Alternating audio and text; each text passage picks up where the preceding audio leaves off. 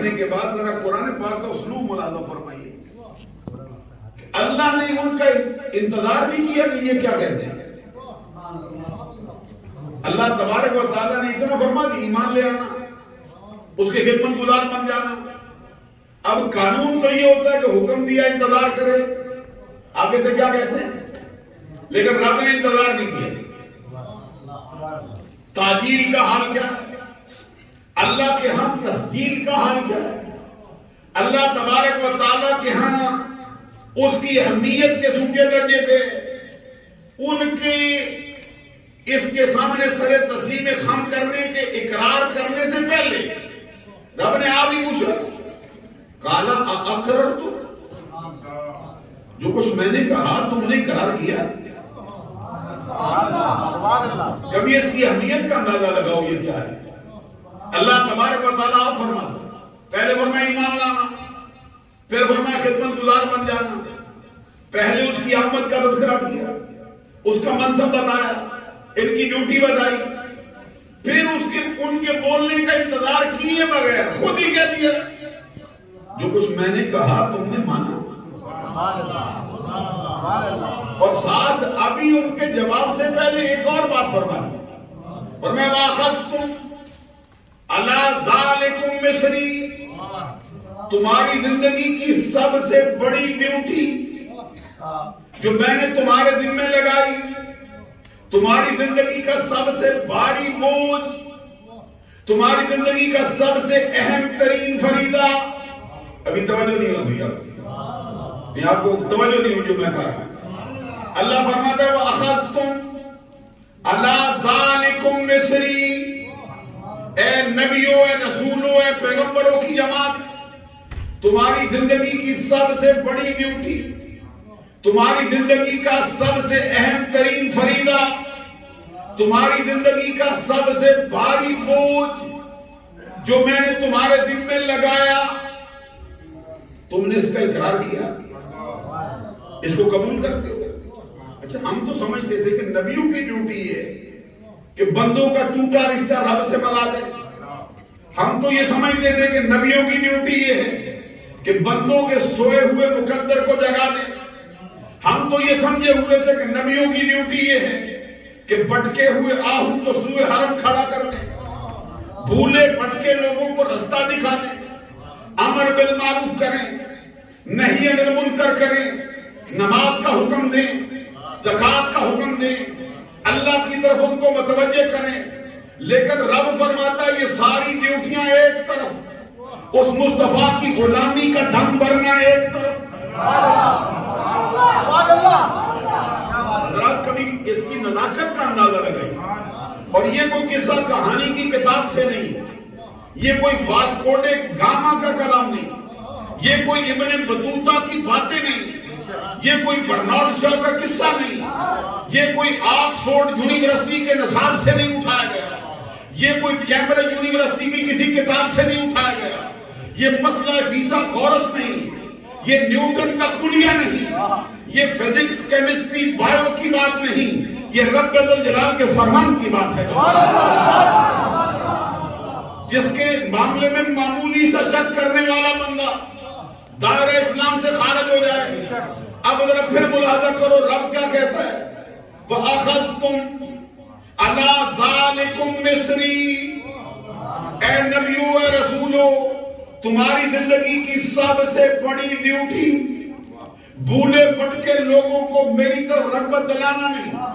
تمہاری ڈیوٹی ہے جس کے لیے تمہیں بیچتا ہوں شترے بے مہار لوگ ہیں, ان کو راہ راست دکھاؤ, ان کو میرے دروازے پہ لاؤ, ان کو شیطان سے بچاؤ, ان کے لیے جنت کی طرف راستے واہ کرو, ان کو دوزخ سے بچانے کی کوشش کرو. یہ تمہاری زندگی کی ڈیوٹی ہے. لیکن زندگی کی ساری ڈیوٹیاں ایک طرف, اس محبوب نبی کی غلامی کا دم بھرنا. جن کے سبحان اللہ. اب آپ اندازہ لگائیے کہ وہ ہستی آنے والی, اب آپ اندازہ لگائیے وہ آنے والی ہستی کے شان کی مالک ہے کہ رب ان کا نبی, رب ان کا رب ہے, وہ رب کے نبی. تو رب ان نبیوں سے جس ہستی کی غلامی کا وعدہ لے رہا ہے، جس پر ایمان لانے کا وعدہ لے رہا ہے، اس کے بارے میں فرمانا ہے تمہاری زندگی کی ساری ڈیوٹیاں ایک طرف، آمنہ کے لال کی غلامی کا دم بھرنا، اس پر ایمان لانا ایک طرف، اور اس کا خدمت گزار بن جانا ایک طرف، یعنی مقصود تو وہ ہے، باقی ساری چیزیں اس کے صدقے سے ہو رہی ہیں۔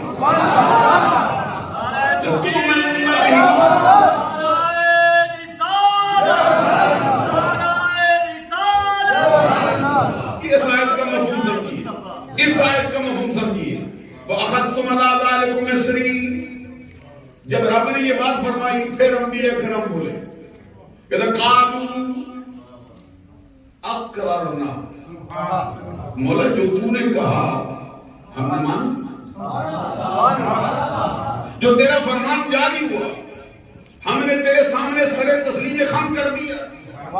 اب دیکھیے اللہ تبارک و تعالیٰ پھر ایک مرتبہ اپنا روح سخن جیسا کہ اس کی شان کے لائق ہے نبیوں کی طرف پھر کرتا ہے، پھر کیا فرماتا ہے؟ فَاشْهَدُوا، اے نبی ہو، اے رسول ہو، اے پیغمبر ہو، اے پاکیزہ لوگوں کی جماعت، اب تم ایک دوسرے پہ گواہ بھی ہو جاؤ۔ آپ کی توجہ مجھے حاصل ہوگی تو میں مسئلہ سمجھا سکتا ہوں، آپ کی توجہ کے بغیر یہ نازک مسئلہ نہیں اٹھایا جا سکتا۔ حضرات ذرا غور فرماؤ، رب کہتا ہے پہلے اقرار کرواتا ہے، پھر رب ذوالجلال ان کی خدمت گزاری کا حکم دیتا ہے، پھر ان پر ایمان لانے کا حکم دیتا ہے، پھر رب کہتا ہے تمہاری زندگی کا سب سے بھاری بوجھ، پھر کہتا ہے اقرار کرو، پھر فرماتا ہے فَاشْهَدُوا، اب جو اقرار کیا اس پر گواہ بھی ہو جاؤ۔ میں آپ سے یہ عرض کروں گا، ہمارے ہاں گواہیاں تو وہاں لیتے ہیں جہاں پہ کسی کے پھر جانے کا اندیشہ ہو، جہاں پہ کسی کے مکرنے کا اندیشہ ہو۔ ہمارے ہاں تو نبیوں کی شان یہ ہے، ان کا کوئی سچا ماننے والا ہو وہ گردن کٹا سکتا ہے، لیکن دی ہوئی زبان کٹانا اس کے شایان نشان نہیں ہوگا۔ ان کے ماننے والے اپنے نظریے پہ کام رہتے ہیں، ان کے سچے ماننے والوں سے کوئی وعدہ لے گواہ نہیں کرتا۔ وہ کہتے ہیں یہ اللہ کا بندہ ہے، یہ اللہ کے نبی کا ماننے والا ہے، یہ کیسے بچ سکتا ہے؟ عزیزان گرامی قدر، گواہیاں وہاں لیتے ہیں جہاں پہ کسی کے پھرنے کا اندیشہ ہو۔ تو یہ جماعت کن کی؟ یہ جماعت کن کی؟ رسولوں کی، جن کے بارے میں نظریہ اہل سنت کی ساری کتابوں میں لکھا ہے، جو عقائد کی ہیں۔ ان الانبیاء کلہم معصومون عن الخطاء عن الصغیرۃ والکبیرۃ من قبل النبوۃ وبعد النبوۃ، اللہ کے سارے نبی گناہوں سے پاک، چھوٹے گناہوں سے بھی پاک، بڑے گناہوں سے بھی پاک، نبوت کے اعلان سے پہلے بھی پاک، نبوت کے اعلان کے بعد بھی پاک۔ چونکہ سبحان اللہ کا، تاکہ معلوم ہو جائے کہ ہم صرف قصہ کہانی نہیں سنتے، ہم رب کا قرآن سننے والے لوگ، ہمارا نظریہ بھی قرآن سے۔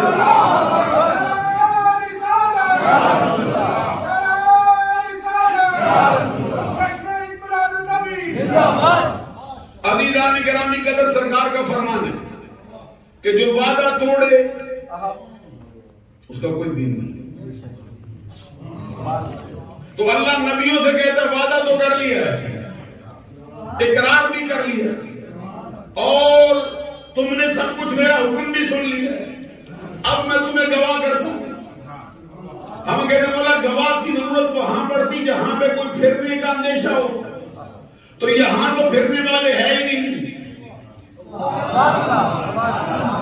ان کے جو سچے ماننے والے ہوتے ہیں ان کی شان بھی نہیں کہ پھر جائے، کیونکہ نبی اکرم صلی اللہ علیہ وسلم کا فرمان ہے لا دین لمن لا عہد لہ، جس کا جو اپنے وعدے پہ قائم نہیں رہتا